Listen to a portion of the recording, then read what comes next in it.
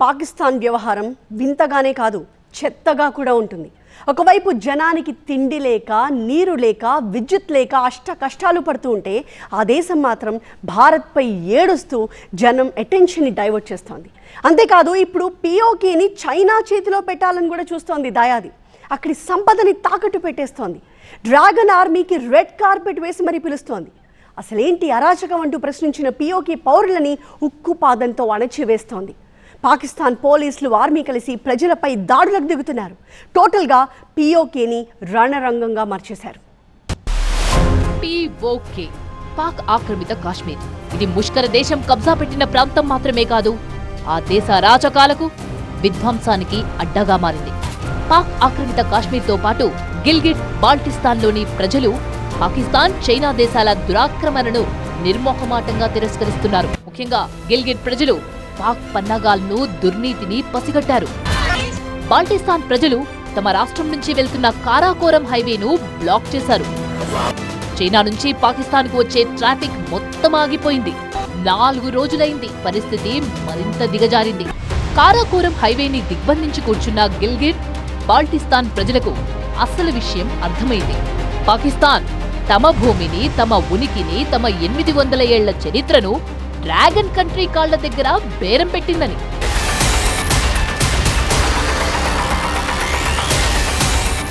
China మోచేతి నీళ్లు తాగుతున్న పాకిస్తాన్ డబ్బు దురాశతో పిఓకే ఏరియాలో ఉన్న కొండల్లో దాగి ఉన్న నిధుల్ని అమ్మకానికి పెట్టింది.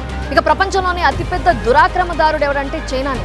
ఇప్పుడు మన దేశానికి చెందిన పిఓకే ఏరియాలో ఉన్నటువంటి సంపదని లూటీ చేయడానికి చైనా రంగం సిద్ధం చేసింది. కానీ మరి అక్కడున్న ప్రజలు ఓకే అంటారా? అందుకే నీలం లోయ నుంచి గిల్గిట్ బాల్టిస్తాన్ వరకు షహబాజ్, మునీర్, వారి పెద్దన్న జిన్పింగ్ నిరంకుశత్వానికి వ్యతిరేకంగా తిరుగుబాటు జరుగుతోంది.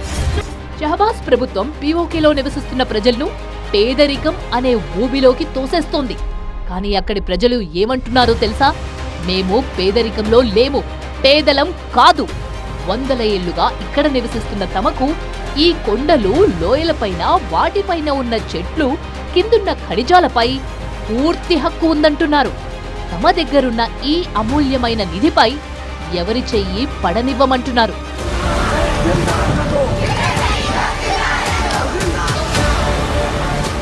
పిఓకేలో జరిగిన ఈ తిరుగుబాటు పాకిస్తాన్ కుట్రలకు సరైన సమాధానం అనే చెప్పాలి. నరహంతకపు దేశం, దురుద్దేశం కలిగిన రాజ్యం ప్రపంచం ముందు మళ్లీ తన కుట్రలను బయట పెడుతూనే ఉంది. ఆపరేషన్ సింధూర్లో ఓడిపోయిన పాకిస్తాన్ దౌత్యపరంగా కూడా ఓడిపోతూనే ఉంది. భారత్ ఆధిపత్యాన్ని సహించలేక, ఓర్చుకోలేక షహబాజ్ షరీఫ్ తన ఆగ్రహాన్ని పిఓకేపై వెళ్లగక్కుతున్నారు. పాకిస్తాన్ ప్రభుత్వం పిఓకేకి చెందిన బడ్జెట్లో భారీ కోత పెట్టింది. దాయాది దేశంలో చైనా చేపడుతున్న ప్రాజెక్టులలో తమ వాటాను దక్కించుకునే ప్రయత్నాల్లో ఉన్న పాకిస్తాన్ గిల్గిట్ బాల్టిస్తాన్తో పాటు పిఓకేలను బహిరంగంగా దోచుకోవడం ప్రారంభించింది. ఇప్పటికే షహబాజ్ ప్రభుత్వం పిఓకే అభివృద్ధికి ఫుల్ స్టాప్ పెట్టాలని నిర్ణయించింది. పాకిస్తాన్ బడ్జెట్లో పిఓకే ప్రాథమిక అవసరాల కోసం చేస్తున్న ఖర్చులపై భారీగా కోతలు పెట్టింది.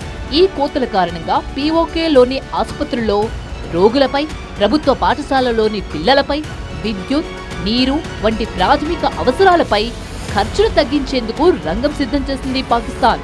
అసలు పిఓకే అభివృద్ధితో తమకు సంబంధమే లేదని షహబాజ్ ప్రభుత్వం చేతులెత్తేసిందని ఈ నిర్ణయంతో బయటపడింది. అయితే ఆ రాబందుల ప్రభుత్వం పిఓకేని దోచుకోవడంలో ఏ రాయిని వదిలిపెట్టడం లేదు. పాకిస్తాన్ ప్రభుత్వం పిఓకే బడ్జెట్లో 16% కోత విధించింది. ఇప్పటివరకు ఆ ప్రభుత్వం పిఓకేపై 7,500 కోట్ల పాకిస్తానీ రూపాయలు ఖర్చు చేస్తున్నట్లు చెప్పుకుంటూ వస్తోంది. ఇప్పుడు షహబాజ్ ప్రభుత్వం ఈ బడ్జెట్లో భారీ కోత విధించి 6,300 కోట్ల పాకిస్తానీ రూపాయలకు పరిమితం చేసింది. ఈ కోతలకి కూడా సాకులు వెతుక్కుంటోంది షహబాజ్ షరీఫ్ ప్రభుత్వం.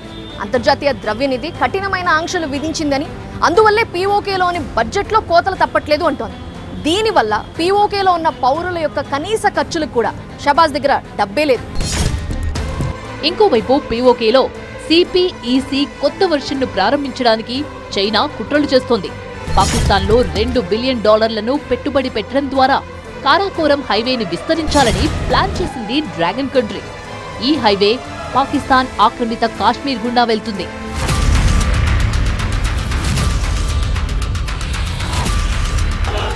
కానీ గిల్గిట్ బాల్టిస్తాన్ ప్రజలు ఇప్పటికే పాకిస్తాన్ చైనా కుట్రలను పసిగట్టారు. మరోవైపు పాకిస్తాన్ ఆక్రమిత కాశ్మీర్లో మునీర్ సైన్యానికి వ్యతిరేకంగా పెద్ద తిరుగుబాటు మొదలైంది. మీర్పూర్, ముజఫరాబాద్ లో పాకిస్తాన్ సైన్యం దురాగతాలకు వ్యతిరేకంగా పీఓకే ప్రజలు వీధుల్లోకి వచ్చారు. టోటల్ హైవేని దిగ్బంధించారు.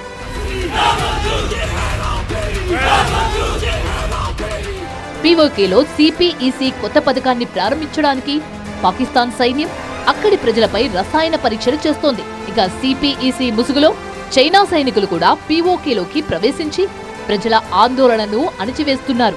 అంతేకాదు చైనా, పాక్ సైనికులు పీఓకేలో నివసిస్తున్న ప్రజల భూములను బలవంతంగా ఆక్రమించుకుంటున్నారు. అందుకే పీఓకే ప్రజలు అతిపెద్ద తిరుగుబాటుకు తెరలేపారు. పాకిస్తాన్ సైన్యం పీఓకే పౌరులను అనేక విషయాల్లో ఉపయోగించుకుంటుంది.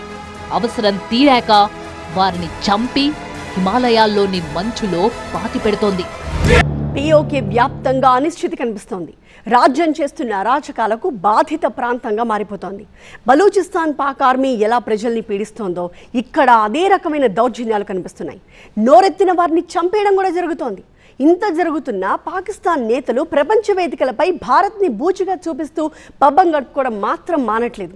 ఇటీవల అమెరికా వెళ్లిన బిలావల్ భుట్టో చేసిన ఆరోపణలకు అక్కడి జర్నలిస్టులే రివర్స్ పంచులు వేయడంతో పాక్ అధికారులు కంగు తినాల్సి వచ్చింది.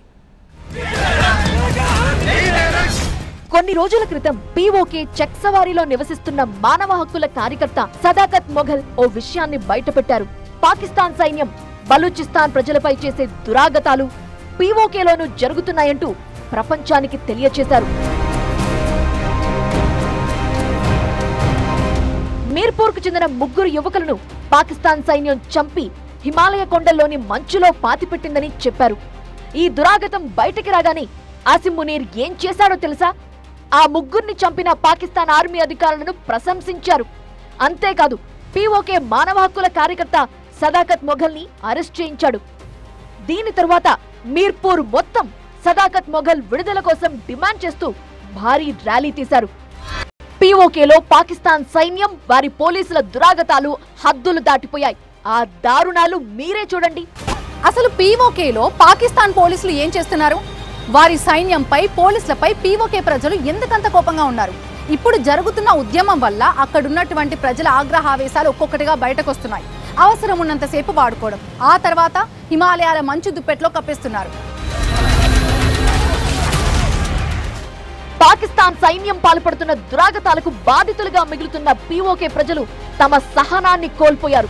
ముజఫరాబాద్ నుండి మీర్పూర్, కోట్లీ, నీలం, రావల్కోట్, హజీరా వంటి పీఓకేలోని పెద్ద నగరాల్లో పాకిస్తాన్ కిల్లర్ పోలీసులు, క్రూరమైన సైన్యంపై తిరుగుబాటు పెద్ద స్థాయిలో కనిపిస్తోంది.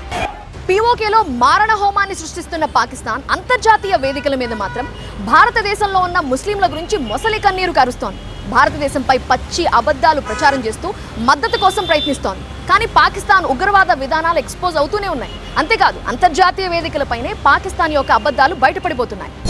ఆపరేషన్ సింధూర్ పై బ్రీఫింగ్ కోసం భారతదేశం ఒక అఖిలపక్ష ప్రతినిధి బృందాన్ని విదేశాలకు పంపితే దాన్ని కాపీ చేస్తూ పాకిస్తాన్ కూడా తన ప్రతినిధి బృందాన్ని విదేశాలకు పంపించింది.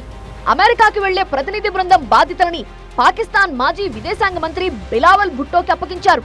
కానీ ప్రెస్ ముందుకొచ్చిన సమయంలో బిలావల్ భుట్టో పాకిస్తాన్లోని 25 కోట్ల మంది ప్రజలు తలదించుకునేలా ప్రవర్తించారు.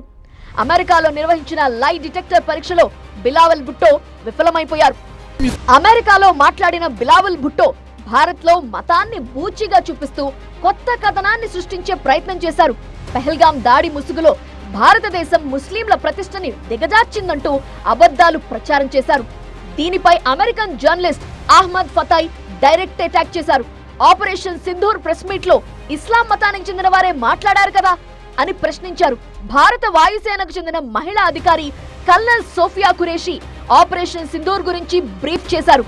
ఇదే విషయాన్ని అమెరికన్ జర్నలిస్ట్ బిలావల్ భుట్టోని క్వశ్చన్ చేస్తే ఆయన తల కూడా పైకెత్తలేకపోయారు.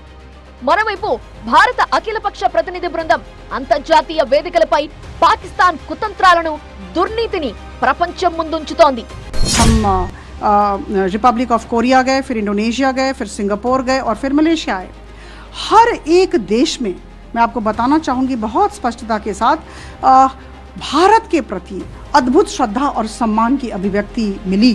पाकिस्तान के द्वारा इस तरह आतंकवाद की गतिविधियों को भारत के अंदर बढ़ाना उचित नहीं है। हम शांति चाहते हैं, हम अहिंसा चाहते हैं, और इसलिए आप सब हमारा समर्थन करें और पाकिस्तान के रवैये की निंदा करें। कहते हुए बड़ा ही फक्र हो रहा है कि हम सब ने एक स्वर में, एक भाषा में अपनी बातें रखी और बहुत ही सकारात्मक अनुभूति हुई, बहुत ही सफल यात्रा मैं कहूँगी। నిజం గడప దాటేలోపు అబద్ధం ప్రపంచం చుట్టొస్తుందట. ఇప్పుడు పాకిస్తాన్ ప్రచారం చేసిన అబద్ధాలనే ఎండగడుతూ మన ప్రతినిధులు గడప గడపకు వెళ్లి సరిచేస్తున్నారు.